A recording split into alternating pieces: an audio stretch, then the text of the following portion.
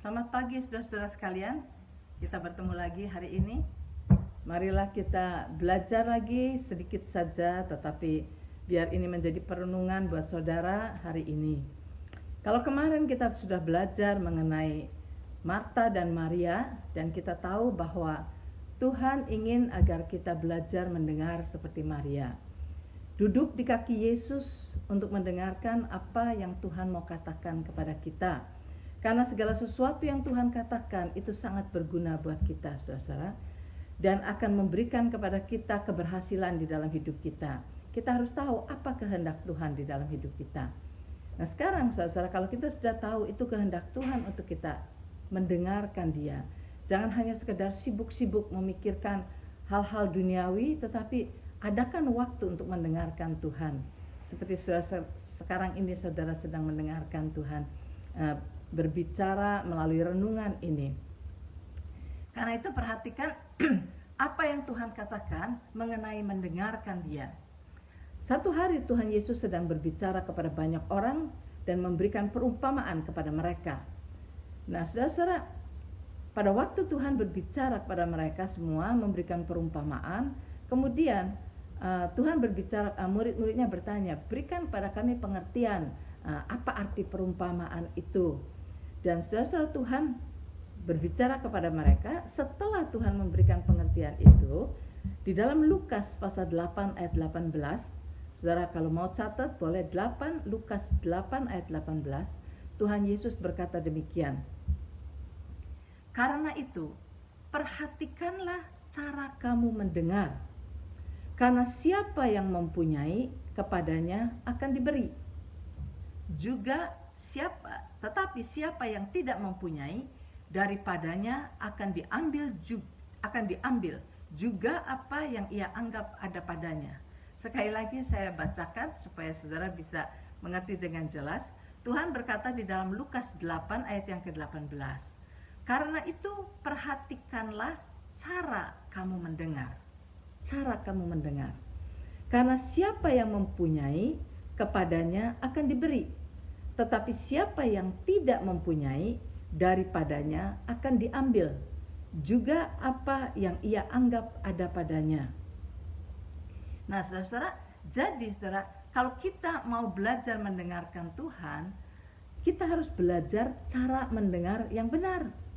Karena Tuhan sendiri berkata, perhatikanlah cara kamu mendengar. Nah, saudara, bagaimana cara kita mendengar firman Tuhan dengan benar supaya semua memberikan benefit bagi kita? Mari kita baca Amsal pasal yang keempat ayat 20 sampai 22. Ini adalah pelajaran bagaimana caranya kita mendengar dengan benar. Amsal 4 ayat 20 sampai dengan 22 dikatakan begini, hai anakku, perhatikanlah perkataanku, arahkanlah telingamu kepada ucapanku. Janganlah semua itu menjauh dari matamu, simpanlah itu di lubuk hatimu, karena itulah yang menjadi kehidupan bagi mereka yang mendapatkannya dan kesembuhan bagi seluruh tubuh mereka. Nah, saudara perhatikan ini, ada step-step di mana kita bisa belajar cara mendengar yang benar. Dikatakan, hai anakku, perhatikanlah perkataanku. Saudara, kalau kita sedang belajar sesuatu dan kita memperhatikan apa yang sedang kita pelajari, itu menunjukkan bahwa kita ingin belajar, ada keinginan untuk belajar. Nah, kalau saudara memperhatikan, misalnya saudara diajar masak, saudara perhatikan caranya, berapa banyak minyaknya, berapa banyak garamnya, kapan dimasukkan dagingnya. Nah, kalau kita memperhatikan, berarti kita sedang benar-benar mau belajar, ya. Dan Tuhan katakan, hai anakku, perhatikan perkataanku. Jadi memperhatikan perkataan itu step yang pertama. Kedua dikatakan, arahkan telingamu kepada ucapanku.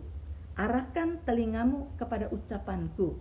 Nah, saudara, kalau kita sudah mau memperhatikan sesuatu, kadang-kadang pada waktu orang itu berbicara, kita sampai mengarahkan telinga kita karena kita ingin benar-benar mengerti. Ini adalah sikap yang benar, sikap yang mau belajar. Nah, biasanya sikap kita itu menentukan sekali, saudara-saudara. Karena ada banyak orang yang pada waktu dia mendengarkan khotbah, mendengarkan firman Tuhan, mereka menyepelekan, sikap yang menyepelekan. Ada orang yang mendengar firman Tuhan, kemudian dia menolak firman itu. Dia pikir nggak masuk akal, dia tolak, dia reject firman itu. Ada orang yang mencemooh firman. Nah, inilah saudara-saudara yang kita harus belajar. Tuhan berkata, punyailah sikap yang baik pada waktu kita mendengarkan firman Tuhan. Kemudian dikatakan, janganlah semuanya itu menjauh dari matamu. Jangan semua itu menjauh dari matamu itu apa? Kalau saudara ada orang sedang berbicara kepada saudara, dan saudara dengarkan dia, mata saudara tidak akan ke kanan ke kiri. Kalau mata saudara ke kanan ke kiri, berarti saudara tidak fokus kepada apa yang dia sedang katakan.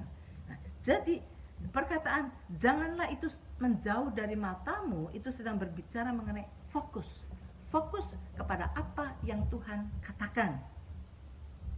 Jadi pertama, kita punya keinginan untuk belajar. Yang kedua, kita mempunyai sikap hati yang benar. Yang ketiga, kita fokus kepada apa yang Tuhan katakan. Kemudian the next adalah simpanlah itu di lubuk hatimu. Simpanlah itu di lubuk hatimu. Kita simpan semuanya itu.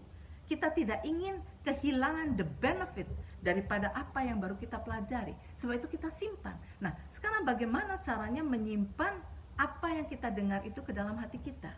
Nah, saudara, banyak orang mendengar firman, mengerti, kemudian sudah saja. Yang seperti itu akan hilang. Tetapi kalau kita tahu bahwa firman ini harus disimpan di dalam hati kita, cara kita menyimpan adalah dengan merenungkan firman itu. Direnungkan sampai masuk ke dalam hati kita. Nah, itulah caranya menyimpan dalam hati kita. Dan itu penting sekali, karena pada saat firman itu sampai di dalam hati kita, disitulah terbentuk iman. Iman terjadi di dalam hati. Iman tidak terjadi di pikiran kita, tidak. Nah, banyak orang Kristen yang dengarkan firman, mereka pikir sudah mengerti firman itu, oh sudah, saya sudah imani. Belum menjadi iman.